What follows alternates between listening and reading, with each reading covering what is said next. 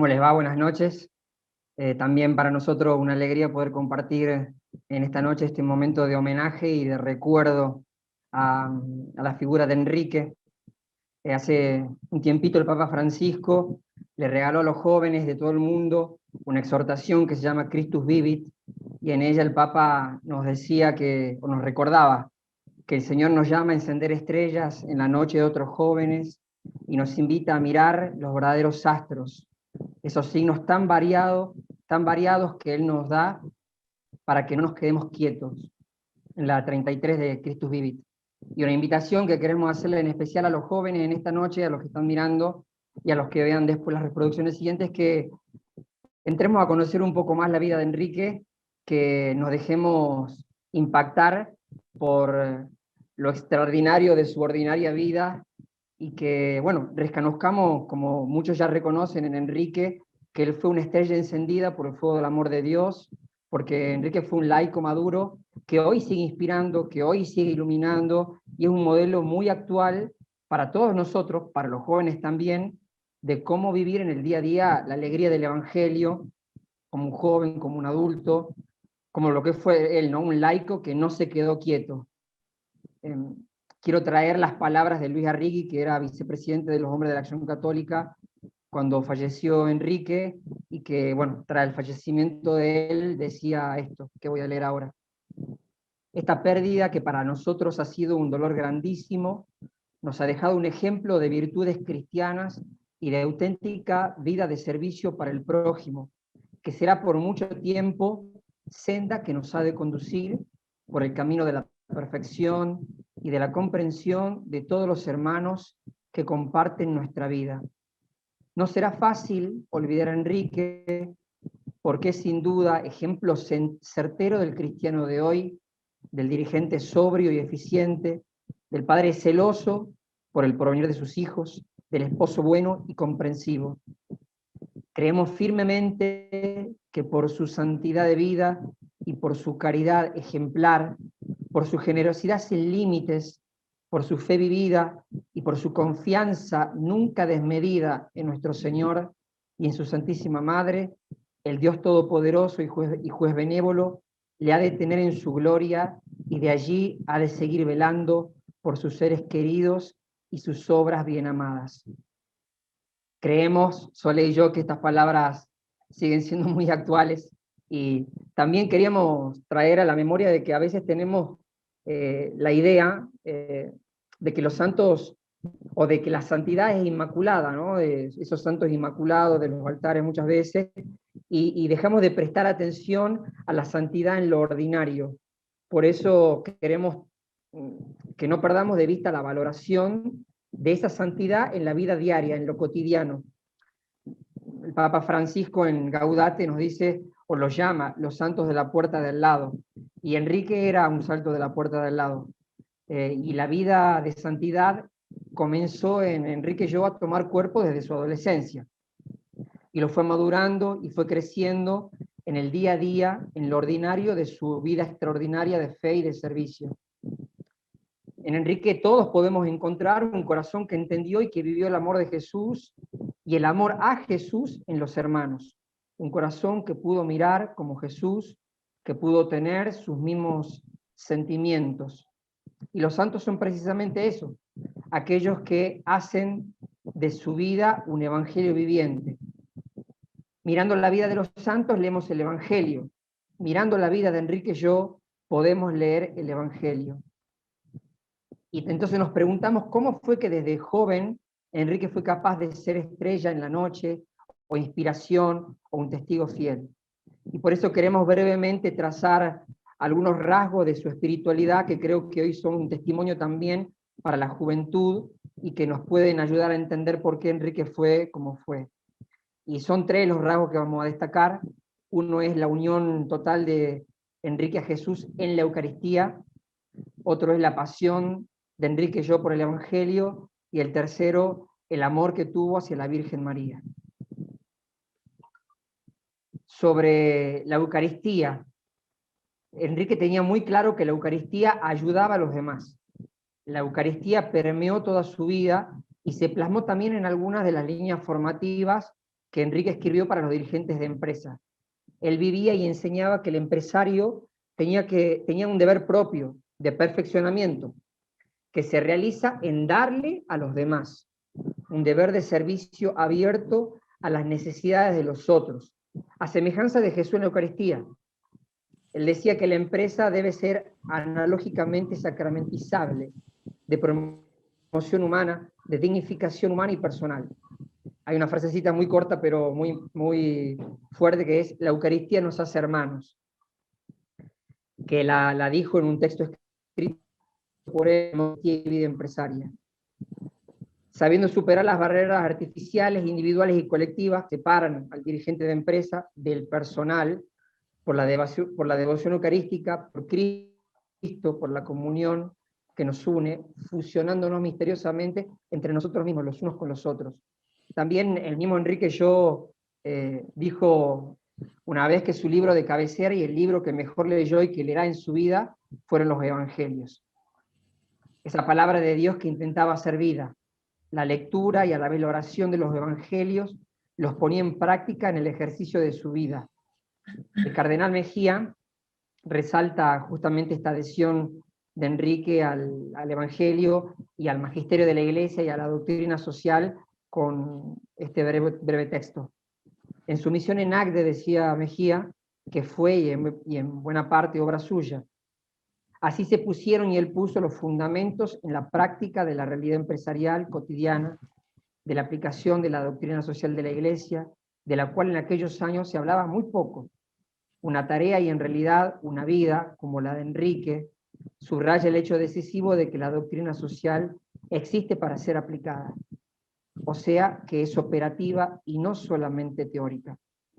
Completamos nosotros diciendo que Enrique nos recuerda con su vida el Evangelio de Jesús, nos recuerda con su vida que a esta vocación es posible responder en las distintas realidades que nos movemos, porque el Señor justamente es el que da la gracia para responder a aquello a lo que nos llama. Bueno, espero que me escuchen ahora. Ahora sí. Sí, perfecto, muchas gracias. Bueno, yo quería, buenas noches a todos, y lo primero que quería compartir con todos era lo lindo y importante que fue para mí en este tiempo conocer la espiritualidad de Enrique, conocerlo en particular y cómo él vivía su fe en todos los ámbitos de su vida. Hoy a Jorge y a mí nos toca hablar en particular de cómo nos inspira a nosotros como jóvenes adultos o jóvenes en esta etapa de nuestra vida, pero en particular cómo vivió su fe y su vida en oración, como decía recién Tuto, ¿no? En esto que queremos hilar en la vida del Evangelio, de la oración, y por sobre todo en el amor a María que tenía y cómo hacía cada en el día a día el Evangelio, ¿no? Él no podía vivir sin poner en práctica en su Evangelio. Y eso recién lo escuchábamos a los testimonios muy grandes hacia la Virgen, y cómo también rezaba el rosario en familia. Pero en particular, el año pasado, no, el anterior, perdón, cuando fue el ciclo en la Universidad Católica, me llevé de regalo un libro que es una recopilación de los pensamientos de Enrique sobre María y comunidad de vida, y la verdad es que leerlo me acercó mucho a cómo él tenía ese amor a la Virgen, ¿no? Y hoy escuchábamos que Rafa decía María nuestra socia, y Enrique nos propone eso, ¿no? Nos propone que la Virgen María sea nuestra socia. En estos escritos, o la gran mayoría de los escritos que están en sus cuadernos, está dirigido a los empresarios, porque, bueno, él les escribía a ese ámbito en particular. Y bueno, de este libro voy a leer algunos fragmentos que nos invita a todos a tener a la Virgen María como socia.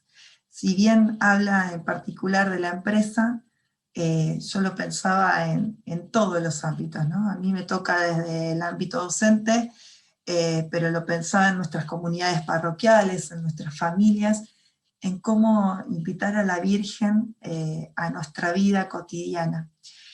Y antes de leerlo, leía en otra partecita de este libro que decía: la Virgen María es mi madre, pero también es la madre de la persona que está al frente mío.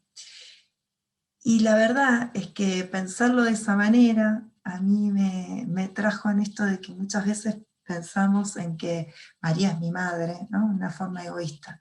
Y pensarlo en que María es madre de todos, que también lo decimos muchas veces, pero hacerlo carne implica en que María va a buscar la voluntad y la mejor buena voluntad para todos, tanto para mí y para el otro. Y Enrique lo hacía carne, eso en todo lo que iba haciendo.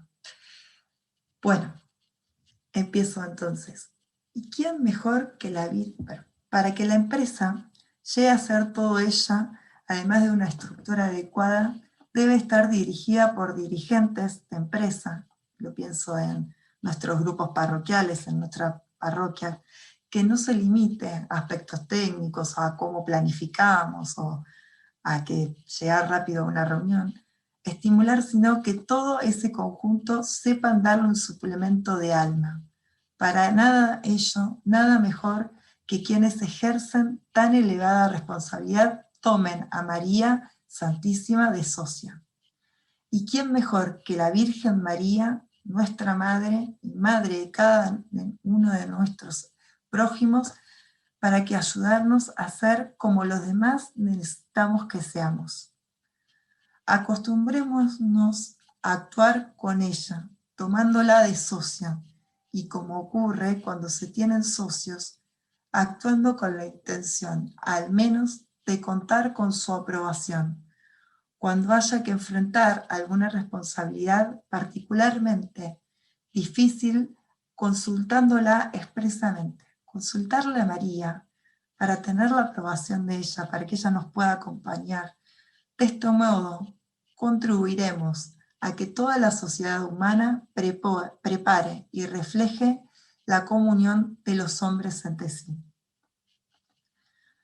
Devoción a María, en resumen, es consultar a María. Nos ayuda a actuar en forma más racional. Es bueno consultar a quien sea más reflexivo. Tener a alguien a quien consultar permanentemente a nuestro lado. Consultar a María, creo que es la respuesta a la forma de proceder para que se cumpla, que podamos conocer nuestro deber, que tengamos la fuerza para cumplirlo. Muchas veces estamos cansados, ¿no? Pienso en este tiempo de pandemia que nos fue difícil. Bueno, qué importante, ¿no? Que nuestra Madre nos ayude para poder conocer qué es lo que debemos hacer y que nos dé la fuerza. Nuestra acción debe seguir los pasos de Jesús, debe ser profundamente mariana. Si no hubiera sido por María, no tendríamos Eucaristía, pues la humanidad de Cristo la tenemos por la acción del Espíritu Santo a través de ella. Cerrando este momentito de la parte espiritual de Enrique, que es muy escueto, hicimos una pequeña selección. Enrique en sus escritos nos decía que para lograr la comunidad que todos aspiramos, esta comunidad en donde haya respeto, comprensión, hay un paso a la mutua consideración. Como decía hoy Silvina, buscar el diálogo, la comunicación, que a su vez se engendra con la compasión, que nos lleva a la comunión con los demás hombres. ¿Y dónde? Si no es en la comunión con Cristo, cabeza del cuerpo místico, encontraremos la luz y la fuerza para llevar a cabo para bien nuestro, del prójimo, de la patria y de la Iglesia, el bien común. Que la Virgen, nuestro Señor Eucaristía, nos pueda ayudar a cada uno de nosotros a poder ser luz en el medio de los distintos ámbitos que nos toque, como también hizo Enrique, que pudo transmitir el Evangelio en todos los ámbitos en los que estuvo. Queremos cerrar invitándolos de nuevo a que los jóvenes que escuchen estos testimonios se animen a profundizar en la vida y en el testimonio de la vida de Enrique Yo para descubrir lo extraordinario de su ordinaria vida.